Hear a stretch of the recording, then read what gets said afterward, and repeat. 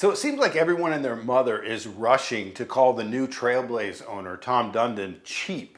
And look, I get it. When a billionaire buys a team and then starts talking about $600 million in arena repairs and expects the taxpayers, that's me, to help cover it, the immediate reaction is obviously going to be, are you freaking serious?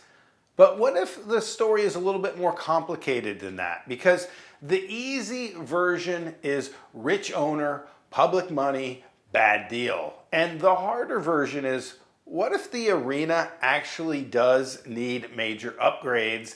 And what if some of those upgrades really could help the team and the city of Portland? And that's what I want to talk about today in this video, not from the angle of defending billionaires, because that's not my jam, and not from the angle of blindly hating them either. I want to separate the emotion from the reality and ask the real question. Is this just a cheap owner trying to dump costs on Portland? Or is there actually a legitimate case for renovating the Moda Center? Because if we're being honest, both sides may have a point. The first thing that needs to be said is this: the Moda Center is not new. A lot of people talk about it like it's still some modern, shiny arena that shouldn't need serious work. But it opened in 1995, which makes it about 30 years old. And in arena terms, that is not young at all. It's actually right in the range where buildings start hitting the point where major renovation conversations need to happen. And I'm not talking about just cosmetic stuff either. I'm talking about electrical systems and plumbing, structural wear, accessibility upgrades, technology infrastructure, safety standards, all of that stuff. And once an arena gets that age, the question usually stops being, should we spend money, and becomes, how long can we realistically avoid spending money? That doesn't mean every number being thrown around is justified, but it does mean the idea that this arena might need major work is not ridiculous, and that matters because if you start from the assumption that the arena is basically new, then the whole conversation is off from the start. But even if the building needs work, that still doesn't answer the real issue, which is why taxpayers should be the ones helping pay for it. That's where much of the anger comes from, and honestly, that part is not irrational at all. People are not crazy for being upset about this. The team is privately owned, so on its face, it feels absurd that regular people should help subsidize upgrades for something owned by a billionaire. On top of that, cities always get told the same story with these deals, that it's going to boost the economy, it'll create jobs and pay off in the long run.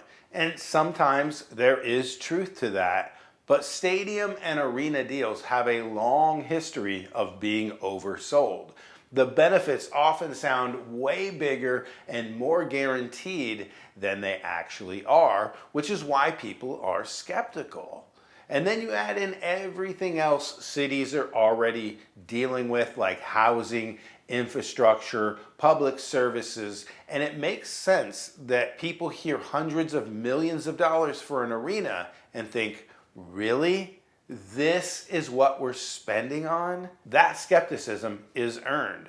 But here's where I think people oversimplify this, because just because public funding is risky doesn't mean there's never a real argument for it. And this is the part that people don't want to hear. A modern NBA arena is not just a place where people go and watch basketball anymore. It's a revenue engine. These buildings are designed to generate money from every angle, whether that's premium seating, luxury suites, concessions, sponsorships, concerts, tours, or major events. So when an owner pushes for upgrades, it's not always just about making things look nicer. A lot of the time, it's about keeping the building competitive with newer venues. Because if your arena falls behind, you don't just lose aesthetics, you lose opportunities. You lose events, you lose revenue streams, and you lose leverage. And even in a league with spending rules, revenue still matters. It strengthens the franchise, increases flexibility, and raises the overall value of the team. That doesn't automatically mean the public should pay for it, but it does mean that there's a real reason that these upgrades could matter beyond just making the owner richer. Then there's the relocation fear, which is where this gets even more emotional. A lot of people are worried this is the first step towards moving the team to another city. And I think that fear gets exaggerated a bit, but I don't think it should be dismissed either. Moving an NBA team is not simple. It would require league approval, and it would come with massive backlash. We've already seen what happened to Seattle. And if public money is involved, cities usually negotiate protections like long-term leases or non-relocation clauses. So it's not easy, and I know that we didn't do that in this instance, but here's the uncomfortable truth. Owners don't actually have to move a team for that fear to matter.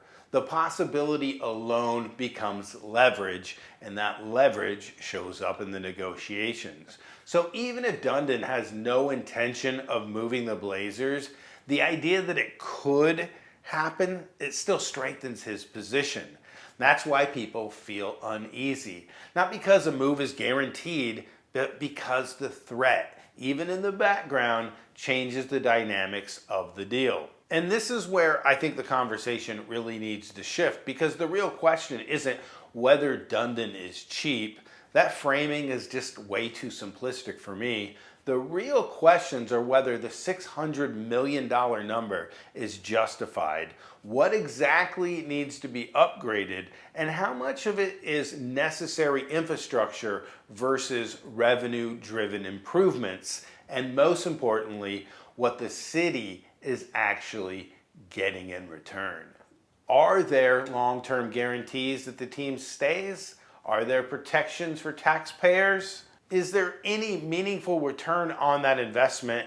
And what happens if Portland says no? Those are the questions that actually determine whether this is a smart deal or a bad one. Because at the end of the day, two things can be true at the same time.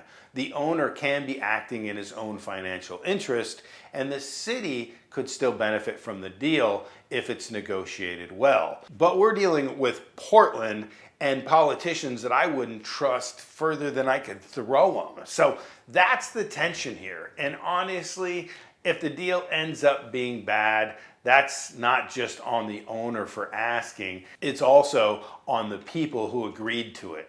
The owner's job is to get the best deal possible for himself. The city's job is to protect the public. Good luck with that. So if taxpayers end up eating most of the cost without real benefits in return, that's a failure of negotiation, not just greed. And honestly, there's one more layer to this that I don't think enough people are talking about.